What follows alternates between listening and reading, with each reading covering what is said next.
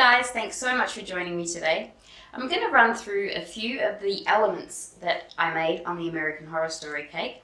I made this cake for my son's 19th birthday, and he's American Horror Story mad, if you can't already tell. His favourite season of the series was the Coven series, and his favourite character was Misty Day. So I took elements from her character, from the series, from the show, and I made them into elements to go onto the cake. Now, the challenge for myself was I really wanted to make as many of the elements as possible edible. And needless to say, I faced a few challenges along the way. But I think it came up okay, so thank you so much for watching.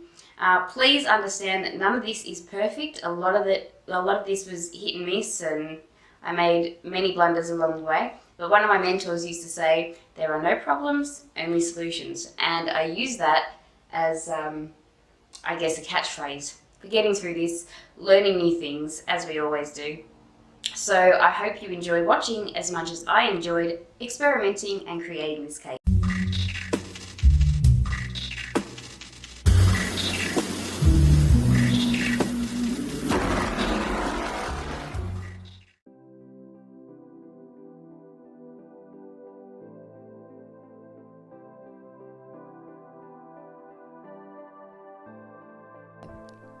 So most of this was made freehand, no moulds or anything like that. There is one mould used later on, but for this base piece I have used a tablespoon measure. I just sprayed it with a little bit of cooking spray and then flattened it out. Now I'm adding some indents just for decorative purposes and tidying up those edges. Another indent, a size down, and tidying again with another cutter, smoothing off the edges and flattening it down.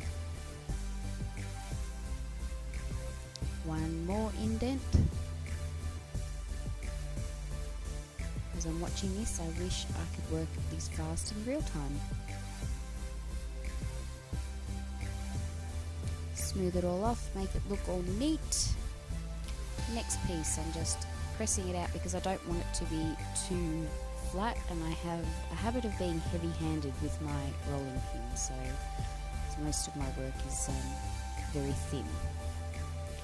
Another piece on there. Now this part I've sped up quite a lot because it took me a while to get these shapes, considering I'm doing it freehand, and it was all just feel and eyeballing, really.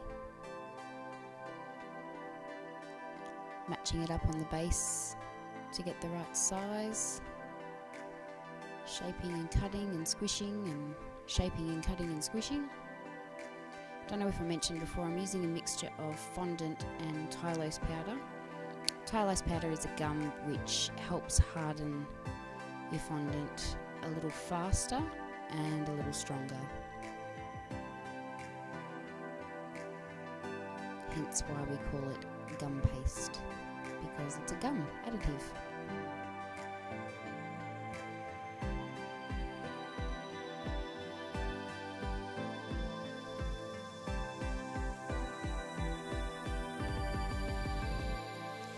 Finally. Now sorry, I'm out of shot a little bit here. I do come back in, but bear with me. I'm just sizing up my gum paste, because as you can see now I'm making a ball, and I'm making a second one which I want around the same sort of size.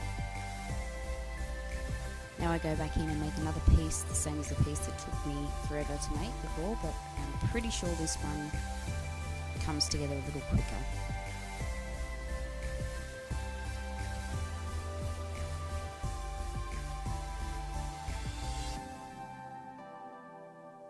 Just a lot of fiddling about until it gets until you're at the right shape. All made, all firmed up. I've put a skewer through a cake dummy foam, and I put holes through all of the pieces that I'd previously made.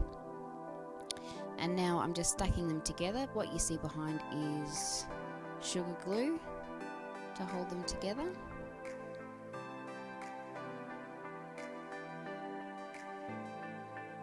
And now I'm sure you can see it starting to come together and look like a candlestick.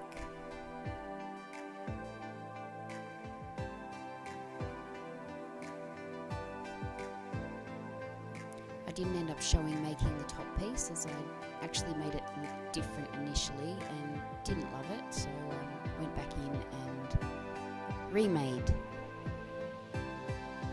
So these are the parts that I actually moulded, just the 4 little feet on the base. I think it really ended up setting it off. So I'll let that dry off a little bit. I'm a bit impatient, so I didn't let it dry completely, but a little bit. And then I came in and used some edible gold paint, which comes in the form of a powder that I mixed with a very high percentage alcohol.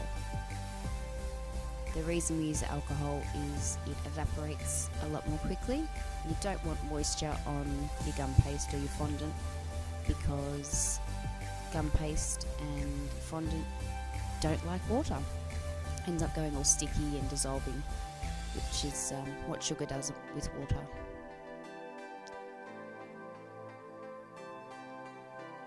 So getting into all the nooks and crannies and splashing and making a right mess, which is what I do really well. Go back in and sort of dry brush it a bit. Ends up smoothing out any lumps and bumps. When the powder dries up a bit, it does accumulate. Next I went in with a black petal dust and just gave it a more tarnished sort of look to give it more of a vintagey sort of feel.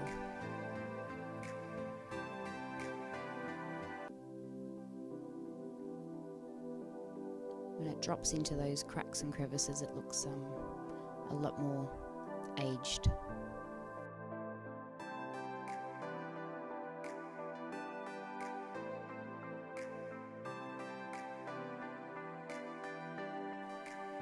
And there you have it, an edible vintage candlestick holder. I'd love if you could subscribe, as I'm going to show you how I made the candle and the rest of the cake that all of these elements will go on in further videos. Thanks again for watching, guys. I'll see you later.